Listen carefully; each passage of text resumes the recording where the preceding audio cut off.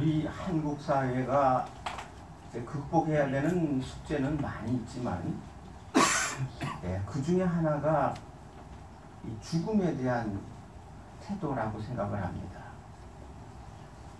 예전에도 보면 다 아시는 얘기입니다만은 대통령이 살아있을 때는 온 국민들이 심지어는 그가 속한 정당까지도 하여튼 속된 표현으로 좀 하자면은 껌 씹듯이 씹는 것이 그냥 그 온 국민의 그 하나의 그 유의였는데 막상 그분이 이제 자살을 하고 돌아가시니까 그러면 많은 사람들이 이제 그 추모하는 분위기로 확 바뀌는 거예요. 그동안에 그 잘못한 건 다 그냥 묻혀지고 그 다음에 그 죽은 사람은 이제부터 이제 뭔가 적절한 표현이 좀 생각 안 나는데 좀 미화가 되는 그런 부분들이 있습니다.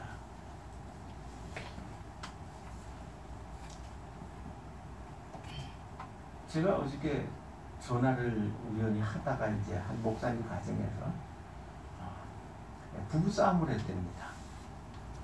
왜 부부싸움을 했냐 그랬더니 이 박원순 시장의 그 죽음에 대해서 장례에 대해서 서로 부부끼리 의견이 다른 거예요. 그래가지고 또 한바탕 했다는 거예요. 그래서 제가 아니 그 목회자 가정에서 주의를 앞두고 싸우면 되냐 그러니까 하는 얘기가 원래 안 싸우려고 그랬었는데 참으려고 그랬었는데 어떻게 하다 보니까 좀 싸웠다는 거예요.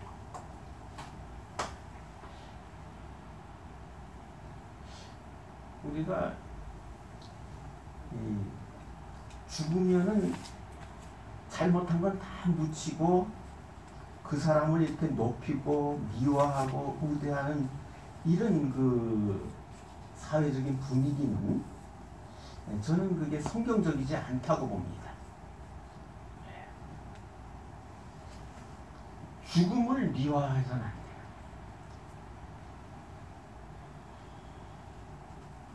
우리나라가 원래 그 죽음이라고 하는 것을 이렇게 미화하고 높이는 그런 그 사회적인 분위기가 있었습니다.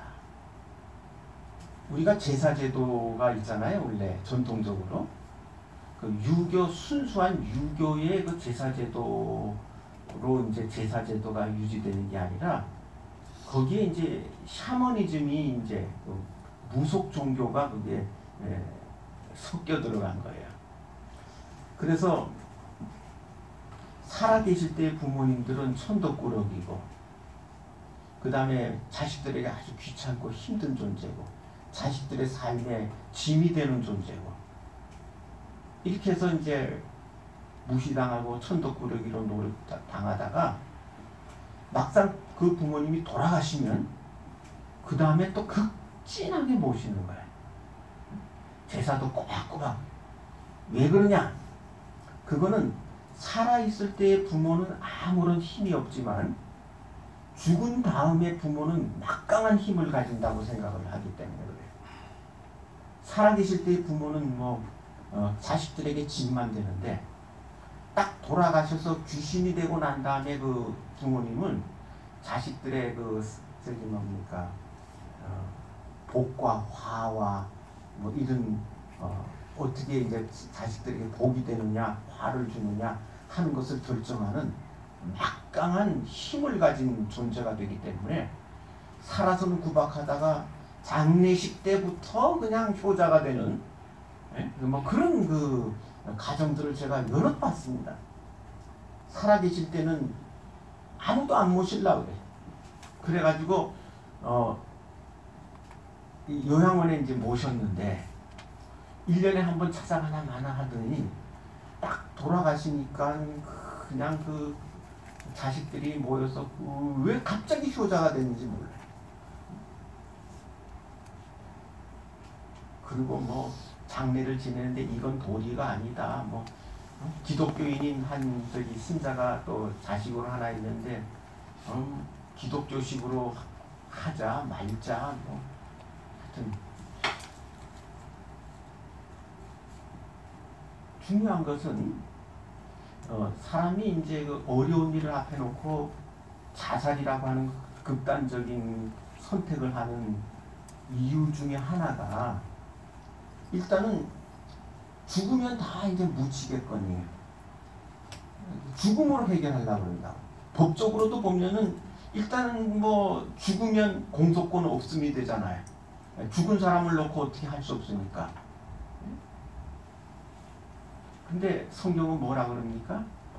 사람이 한번 나서 죽는 것은 정해진 것이고 그 후에는 심판이 있다고 그랬거든.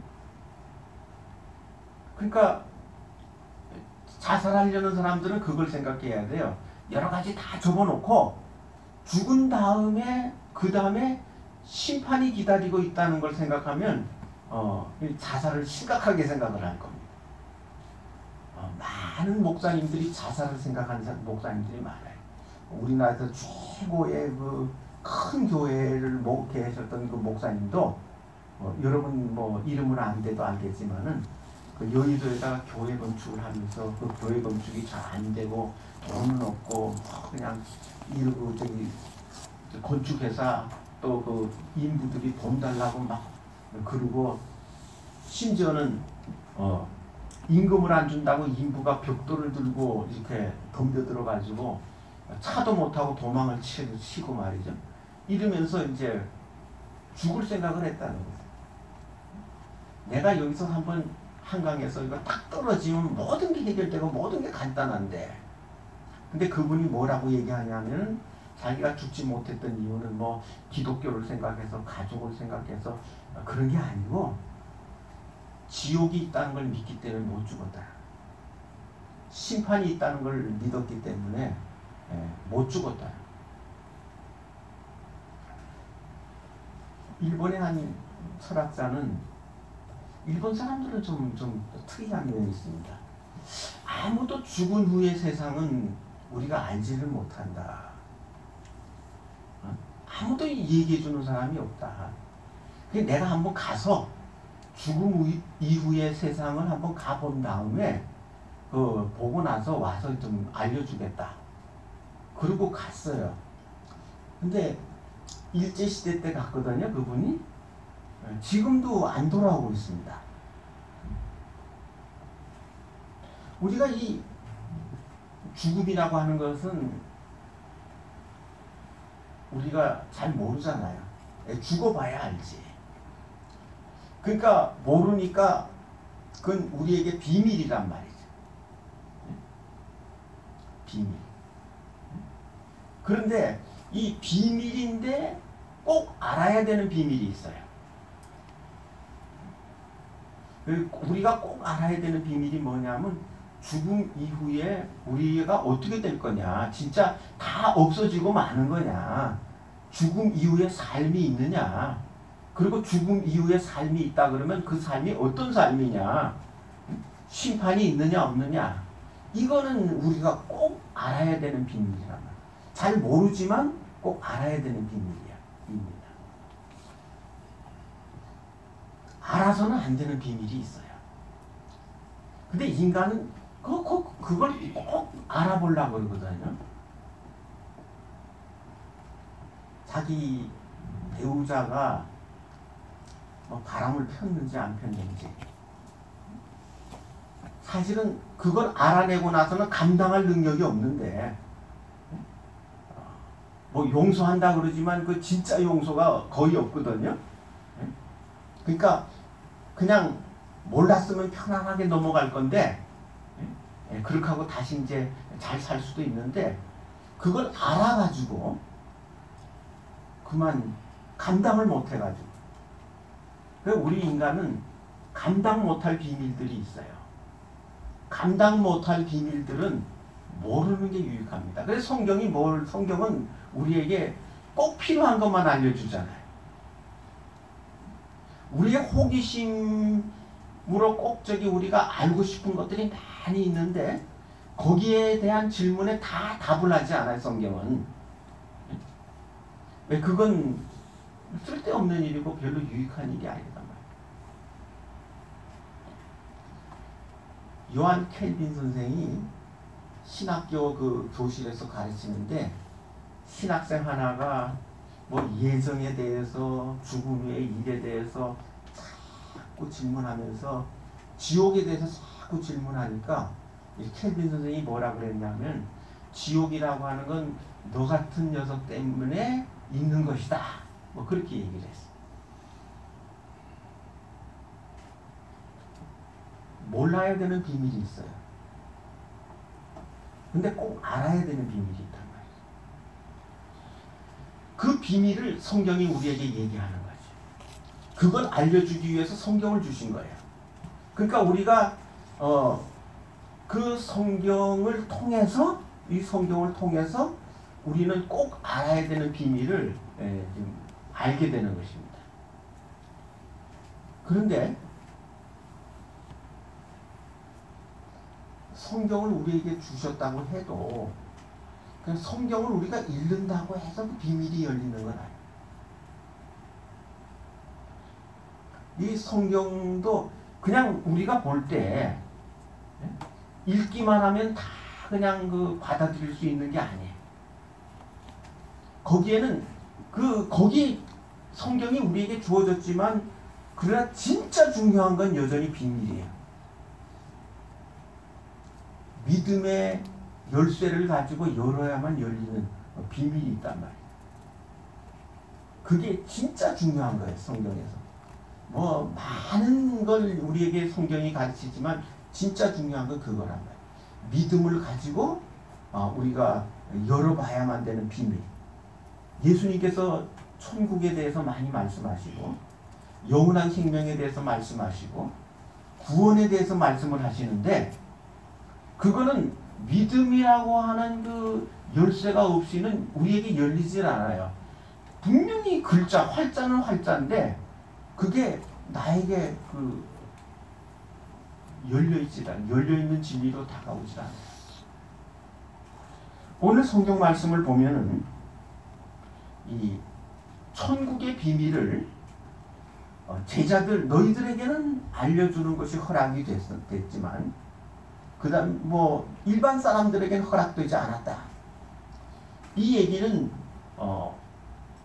갈릴리 사역을 시작하면서 이 말씀을 시작하면서부터 이제 계속해서 예수님께서는 비유로 말씀을 하십니다. 이 비유로 말씀하시는 이유는 뭐냐면 일반 사람들은 들어도 못 알아들어요. 무슨 얘기인가? 근데 믿음을 가진 제자들은 그 말씀을 듣고서 알아들을 수가 있는 거예요. 그래서 이제 비유로 이제 말씀을 하시는 거예요. 왜냐하면 그 말씀을 비유로 하신다는 것 자체가 일종의 심판입니다. 그 말씀을 믿음으로 받아들이는 사람에게는 구원이 임하고 그 다음에 그 말씀을 갖다가 거부하는 사람들에게는 심판이 임하는 것인데 그러니까 이게 설교하는 이 자리가 심판의 자리란 말이에요. 네, 믿음으로 받아들이는 사람과 받아들이지 못하는 사람 딱 갈라지니까 바로 이게 하나님의 말씀이 선포되는 현장이 심판의 장이란 말이에요. 그리고 또 하나님의 말씀을 거부하는 사람들에게 비유로 말씀하시는 이유는 하나님의 그 자비와 사랑이 있는 것. 왜냐하면 무슨 말인지 못 알아들어가지고 그냥 넘어가는 거는 심판의 대상이 아니거든. 분명히 알아듣고 거부하는 것이 심판의 근거가 되는 거니까 비유로 말씀하셔서 하나님의 말씀을 어차피 받아들이지 않을 사람들에게 비유로 말씀하셔가지고 어쨌든 정죄를 줄이는 거예요. 우리가 이 현재의 삶이 우리에게 위기인 이유는 여러 가지가 있지만 그 중에 한 가지가 뭐냐면 수명이 길어졌다는 거예요. 이제 앞으로는 100살까지 살 수 있어요. 100살까지 살 수 있어요. 수명이 길어졌다고. 옛날에는 뭐 40 정도면 이제 많은 분들이 돌아가시고 60 정도 되면 이제 잔치를 하잖아요. 오래 살았다고 축하할 일이라고. 요즘에 60이면은 환갑잔치 잘 안 하는 경향이 생겼어요. 왜냐하면 60까지 사는 건 뭐 아무것도 아닌 일이니까. 근데 이렇게 오래 사는 것이요, 축복이긴 한데 또 이게 우리에게 위기를 가져온단 말이에요. 왜냐하면 죄를 짓는 사람들은요, 죄를 지으면서 60살까지 살다가 가면 그 죄가 그렇게 적단 말이에요. 하나님이 심판대 앞에서 죄가 적단 말이에요. 근데 죄를 지으면서 100살까지 살면 이게 하나님의 심판대 앞에서 심판받을 일이 막 커진단 말이에요. 그러니까 100살까지 살면서 믿음으로 살고 기도하면서 살고, 그 이제 나이 많이 드신 그 권사님이 한 분 계신데 자식들이 다 잘 됐어요. 이제 서로 모시겠다고 그러고 뭐 이러는데 이 어머니가 딱 자식들에게 그 얘기하는, 교회 옆에다가 방 한 칸 나 좀 얻어다오. 어머니 왜 그러세요? 이제 나는 그 교회 옆에서 그냥 날마다 교회 가서 기도하고 기운이 다 빠졌으니까 봉사도 못하고 뭐 못하니까 날마다 교회 가서 기도하면서 이제 남은 생을 살다 그런다. 예, 그 집에 옆에다가 방 하나 얻어달라 그래가지고 아파트 작은 걸 하나 얻어가지고 날마다 이제 교회를 출석하셔서 기도하는 거예요. 아침에 기도하시고 점심 먹고 와서 또 기도하시고, 그렇게 인생을 살면 100살이 아니라 200살을 살아도 그건 축복이죠. 하나님의 상급이 자꾸 쌓이니까 말이죠. 근데 어떤 분들은 그냥 즐기는 것으로, 그러니까 다시 말해서 기도는 잘 안 하고 어떻게 하든지 인생을 갖다 꽃놀이를 가고 단풍놀이를 가고 여행을 가고 뭐 이러는 걸로만 인생을 살아가려고 하는. 예. 그게 성경은 뭐라고 그랬냐면 바울이 그렇게 얘기했거든요. 일락을 좋아하는 자는 살았다고 하지만은 실상은 죽은 자다 그랬어요.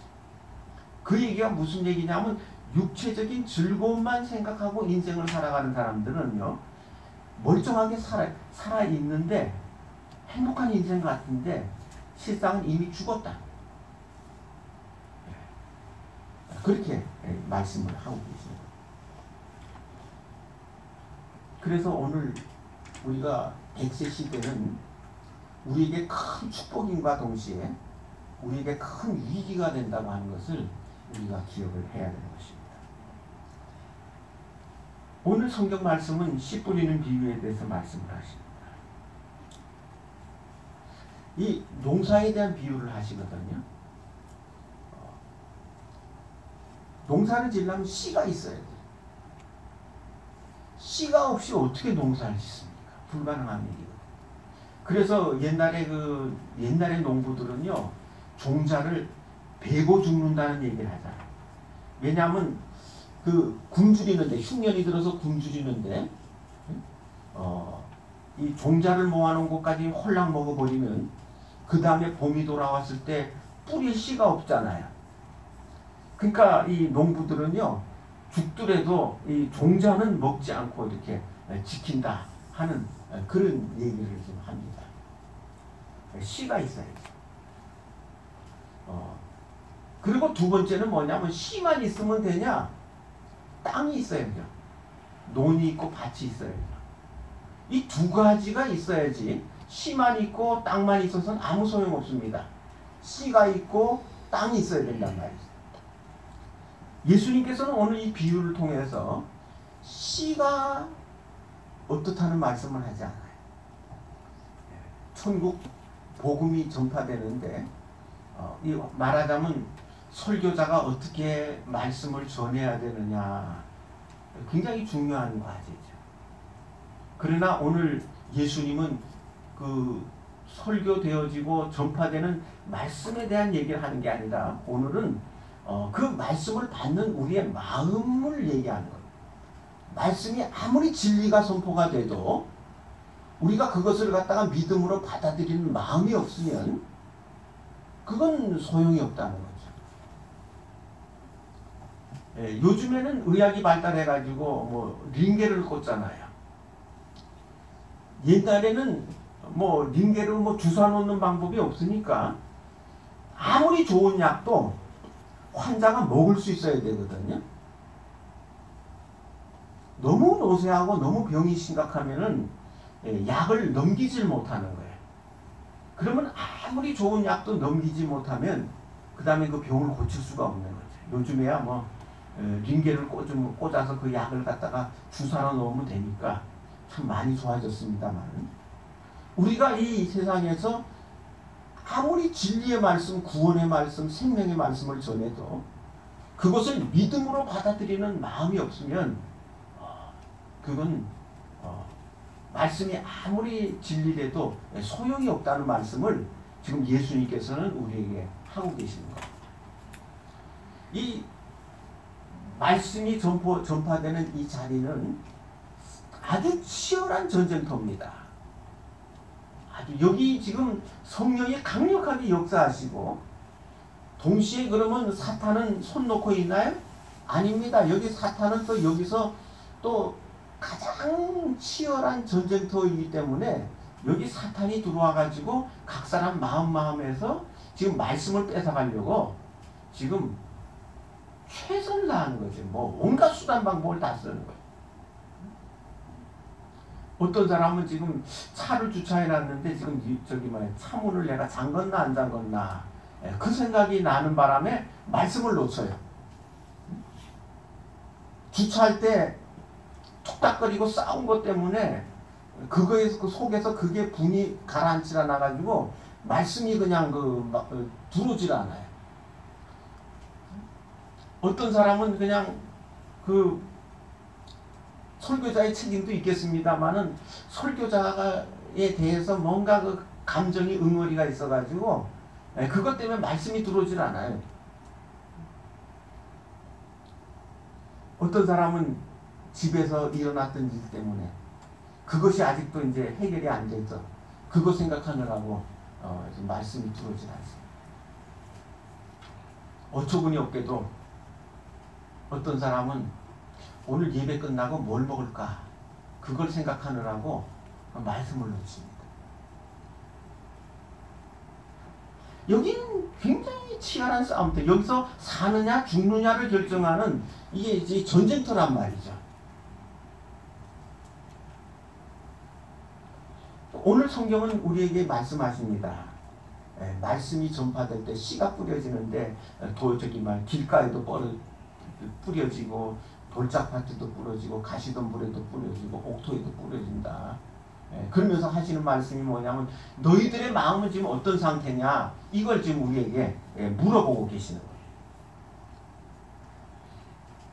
오늘 다행히도 오늘 이 비유는 뒤에 예수님께서 해석을 다 해주셨어요.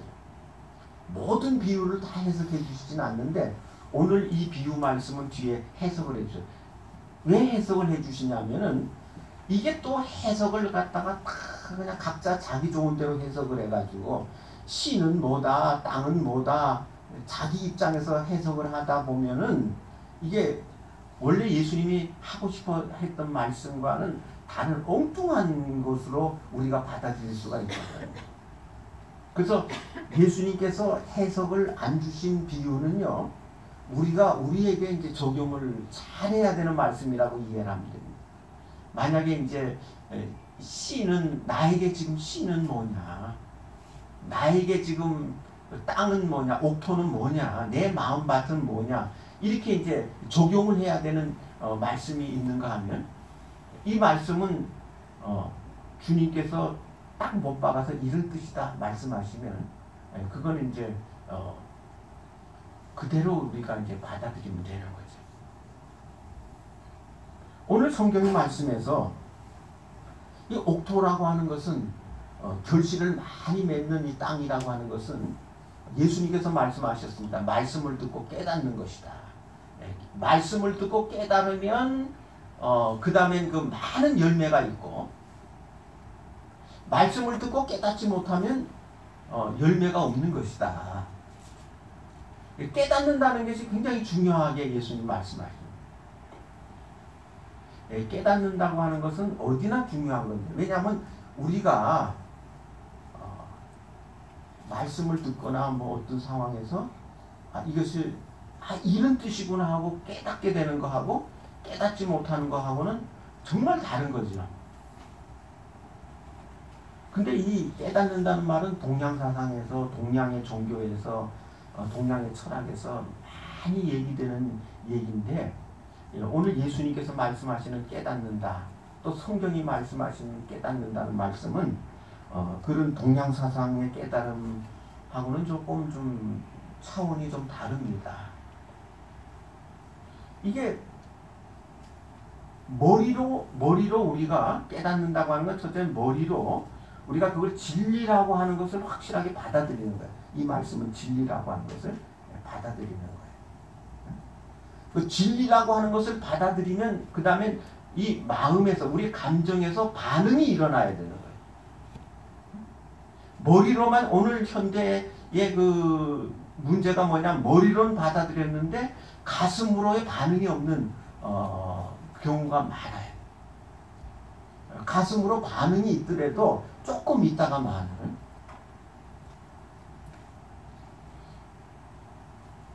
우리가 어느 정도 반응이, 가슴에서 반응이 나와야 되냐면 우리의 삶을 완전히 바꿔버릴 정도로, 여태까지 살아왔던 삶과는 전혀 다른 삶으로 확 돌아서서 전혀 다른 삶으로 갈 수 있도록 우리의 마음과 감정이 반응을 해야 되는 겁니다. 내 인생이 바뀔 수 있도록 그 정도로 반응이 돼야만, 그게 이 진리로 받아들인, 우리가 뇌로 진리로 받아들인 그 말씀이 제대로 반응이 된 거예요.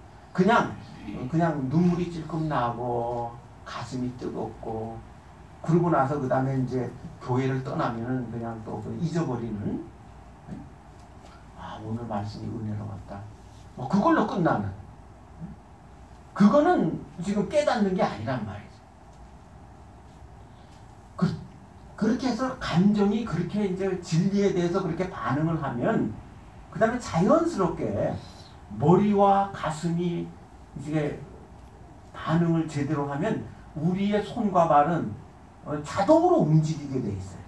우리 인간이 왜 의지로 실천을 못하냐면, 머리로 인정을 못하든지 가슴으로 우리가 그 반응을 제대로 못해가지고 이제 우리 의지가 움직이지 않는 거. 우리 생활이 안 바뀌는 이유는 그겁니다.